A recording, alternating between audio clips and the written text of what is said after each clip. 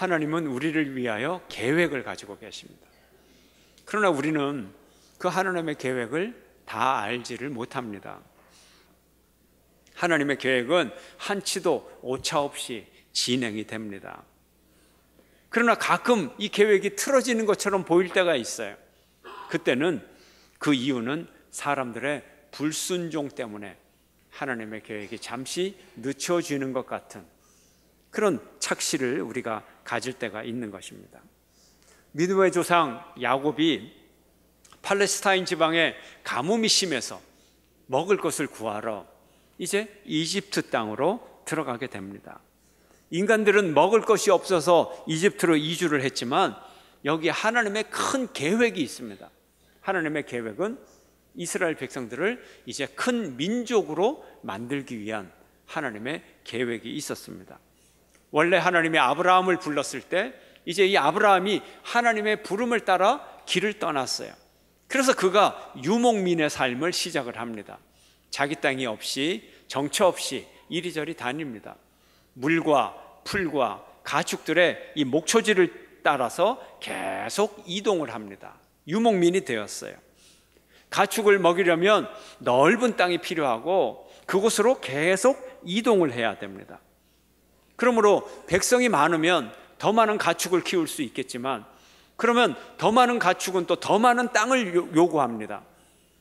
그렇지만 그 땅의 주인 되는 민족들이 이 유목민에게 호의를 베풀 수가 없어요. 많은 가축이 와서 그 풀을 다 먹어버린다면 가만히 있지 않죠. 그래서 갈등이 생기고 박해를 당하고 쫓겨나게 되고 유목민은 많아질 수가 없다는 거죠. 그래서 하나님은 이집트 나일강 삼각주 지방에 아주 비옥한 땅, 고센 땅을 준비를 해서 그곳으로 이주하게 만듭니다. 야곱의 자손들 또 일꾼들 남자가 총 70명이 내려갔습니다. 430년이 지난 후에 이 민족은 20세 이상 되는 남자만 세웠는데도 60만 명이 되는 모든 인구가 200만에서 300만 가량 되는 그런 큰 민족을 이루게 되었습니다. 그러다 보니 본토에서 살아가던 이집트 민족과 경제적인 갈등, 민족적 갈등, 종교적인 갈등을 겪게 됩니다. 결국 이들은 박해를 받아 노예 계급으로 전락하게 됩니다. 고난을 당합니다. 그러나 이것도 우연이 아니고 하나님의 계획인 것입니다. 이주되어서 큰 민족을 이루는 것도 하나님의 계획이었지만 이들의 고난 또한 계획이어서 이제 이들은 그 이집트를, 고난의 땅 이집트를 탈출하게 됩니다. 이걸 출애굽이라고 하죠. 왜 그렇습니까? 이제 큰 민족을 이루었으니 그들에게 땅을 줄 계획을 실현할 시간이 되었던 것입니다. 아브라함에게 말합니다. 내가 발로 밟는 모든 땅을 너에게 주리라. 이제 430년이 흘러서 아브라함 시대로부터 500년이 흘러서 이제 정말 아브라함이 발로 밟았던 그 땅을 그 후손들에게 주기 위해서 하나님이 계획을 서두르셨던 것입니다. 이스라엘 백성들 이집트를 탈출했어요. 출애굽했어요. 그리고 광야를 지나 가나안 땅으로 걸어갑니다. 1년의 세월이 흘렀어요. 이제 이들은 가나안 땅을 바로 코앞에 두고 있습니다. 가데스 바네아라고 하는 그 광야에 그들이 도착을 했습니다. 이제 3일만 걸어가면 가나안 땅으로 들어갈 수가 있습니다.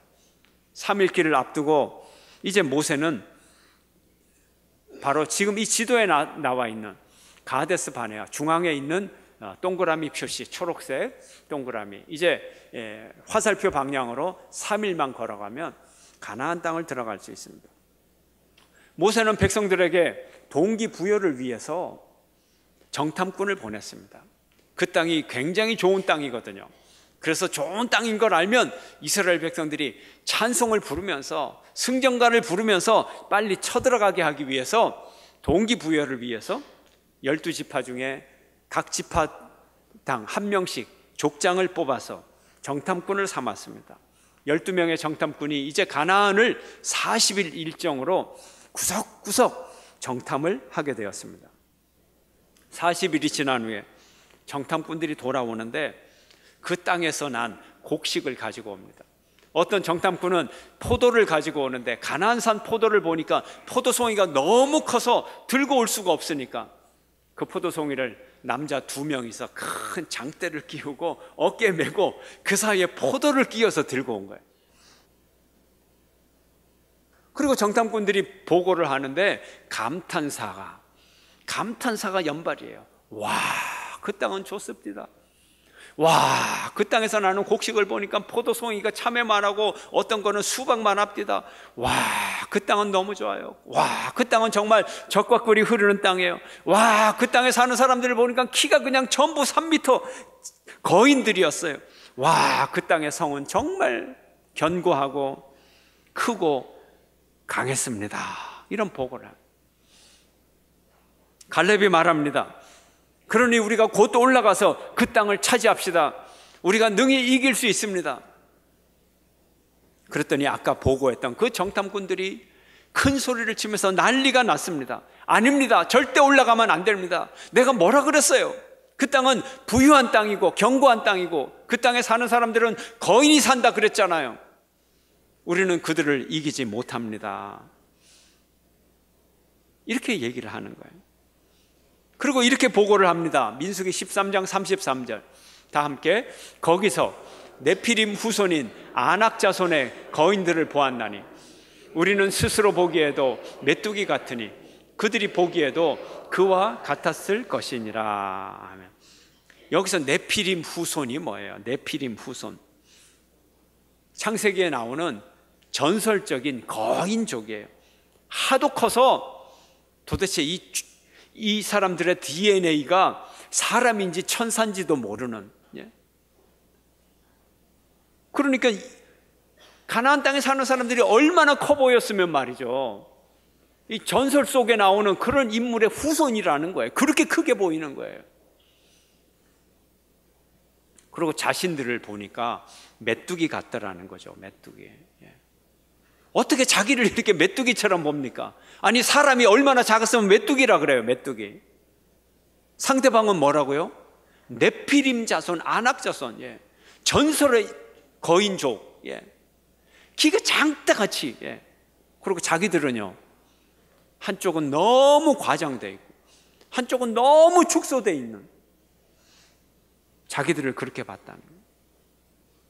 이제 온 백성들이 난리가 났어요. 울려고 내가 왔던가 내가 죽으려고 여기까지 왔던가, 내가 왜 출애굽을 했지? 그 좋은 출애굽, 그 애굽 땅에 있으면 새끼 배불리 잘 먹을 텐데, 아니 가나안 땅에 들어가다가 칼 맞아서 죽을 일이 있느냐고, 차라리 광야에서 죽자고, 돌아가자고 울며 불며 난리가 났어요.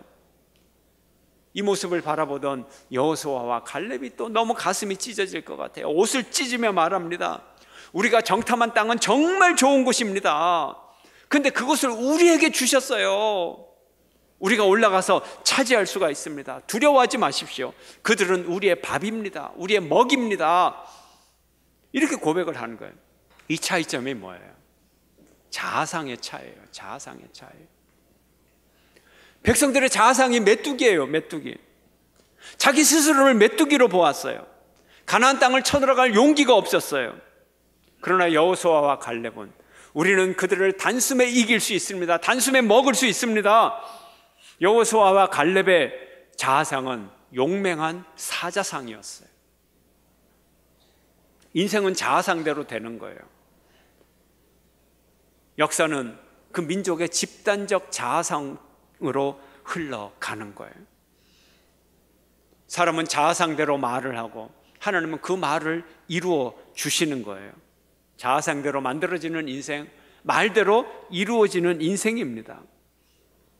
절대 자기를 부정적으로 보지도 말고 부정적인 말을 입에 담지도 마십시오. 같은 상황이라도 왜 힘들다 힘들다 합니까? 왜 죽겠다 죽겠다 합니까? 왜 재수없다 재수없다 해요? 왜 못 참겠다 합니까? 참을 수 있어요. 죽을 지경이 아니에요. 재수가 없는 게 아니에요. 하나님이 주신 기회예요. 결코 부정적인 언어를 사용하지 마시기를 바랍니다. 누가 듣고 계세요? 하나님이 듣고 계세요. 부모의 마음이 그렇잖아요. 부모의 마음이 그렇잖아요. 아이들이 막 희망을 갖고 뻗어나가고 용기를 가지고 나 챔피언 한번 돼볼래, 나 한번 승리할 거야, 그러면 한번 해봐라, 도와줄 텐데 그러지 못하면 그냥 꿀밤을 한번 지워받고 싶잖아요. 하나님의 마음이 그래요. 이스라엘 백성들이 하도 부정적인 얘기를 하니까 하나님이 그래, 그렇게 네 말이 맞냐? 그렇게 네가 네 자상을 가지고 있어? 그래, 그러면 네 마음대로 한번 해봐, 네 말대로 한번 해줄게. 하나님이 그렇게 말씀하셨어요. 민수기 14장 28절 함께 그들에게 이르기를 여호와의 말씀에 내 삶을 두고 맹세하노라. 너희 말이 내 귀에 들린 대로 내가 너희에게 행하리니 네 말대로 해줄게. 광야에서 죽겠다고? 그럼 죽으려무나? 하나님이 그랬어요. 여호수아와 갈렙은 가나안 땅에 들어간다 그랬지, 그 말대로 해줄게. 오직 여호수아와 갈렙 두 사람만 가나안 땅에 들어가고 나머지는 그 말대로 광야에서 다 죽게 해줄게. 내가 기도 응답해 줄게. 이제 시간이 38년이 흘러서 자아상이 바뀌지 않는 사람들이 다 죽어버리고, 불신앙의 자아상을 가진 사람들 다 죽어버리고 이제 가나안 땅에 들어갈 때가 됐어요. 바로 지도에 나오는 이 요압 평지까지 오게 됐어요. 북동쪽에 있는 그 동그라미, 별 모양 있는 바로 그곳이 지금 모압 평지입니다. 여리고 바로 앞이에요. 요단강, 그 조그마한 요단강만, 금오강보다도 적은 요단강만 건너면 이제 여리고성, 가나안 땅으로 들어가는 거예요. 지금 모압 평지라 그랬어요.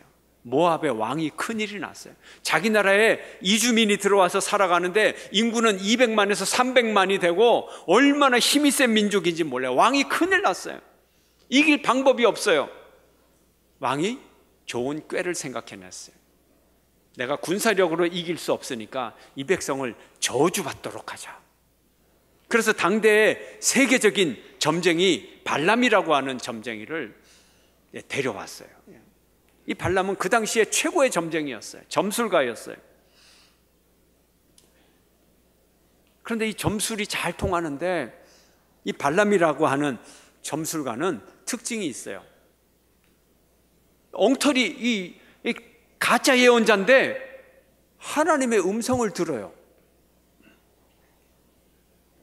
그래서 그가 제사를 드리고 하나님의 음성을 들었어요.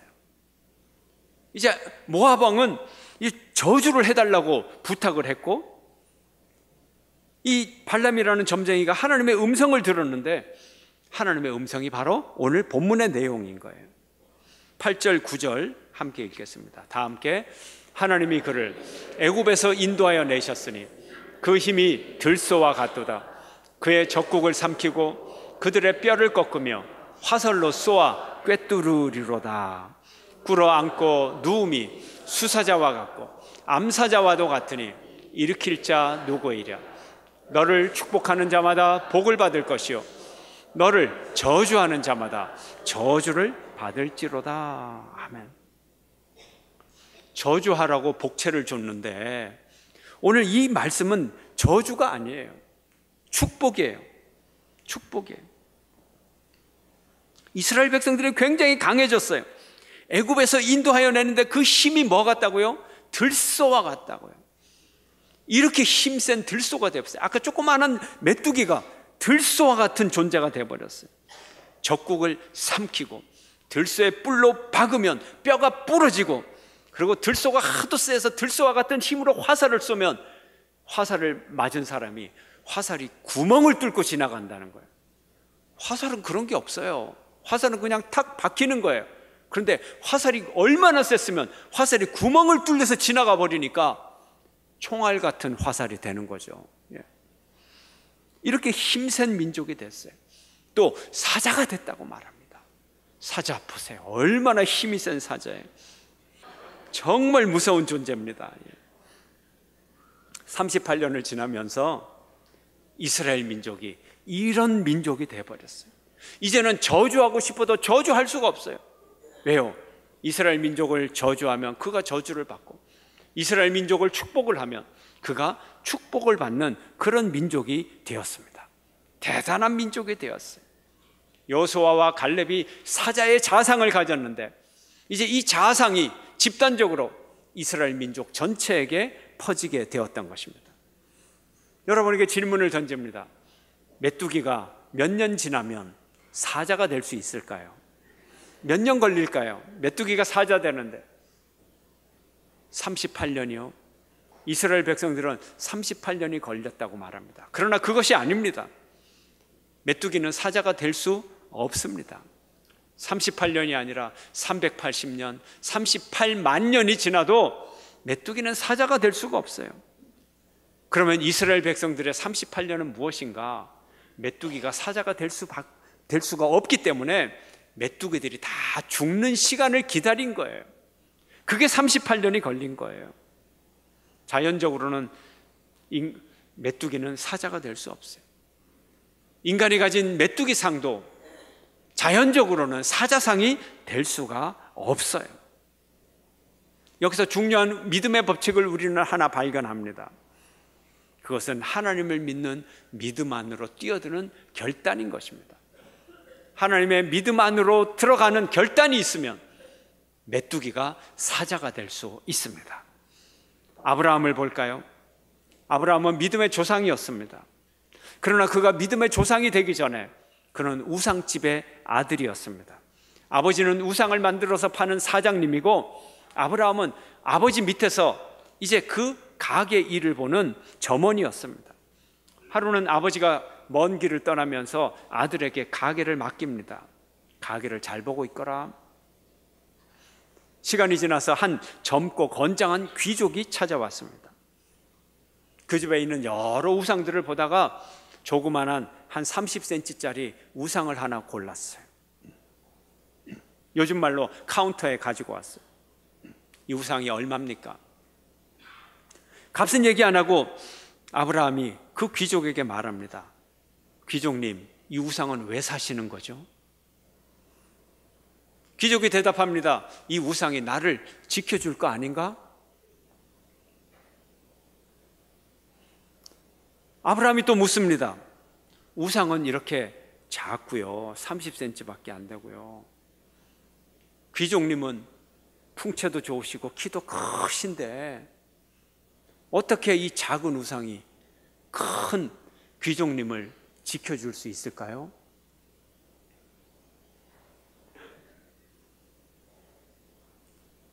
이게 이스라엘의 교육을 위한 이 모음집인 미시나에 나오는 이야기예요.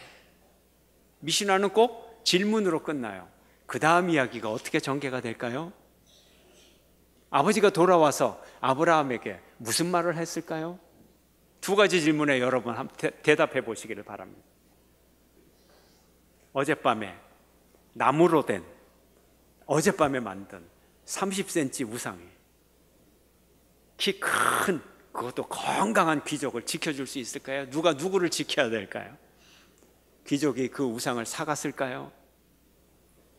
아버지가 돌아와서 그 소식을 알고 아브라함에게 뭐라 그랬을까요?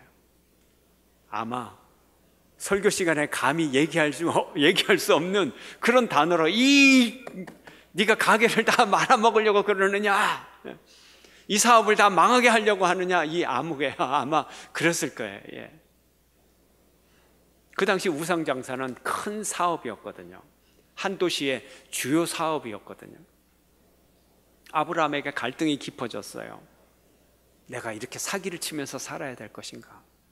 내가 이렇게 거짓말하면서 큰 돈을 벌어야 될 것인가?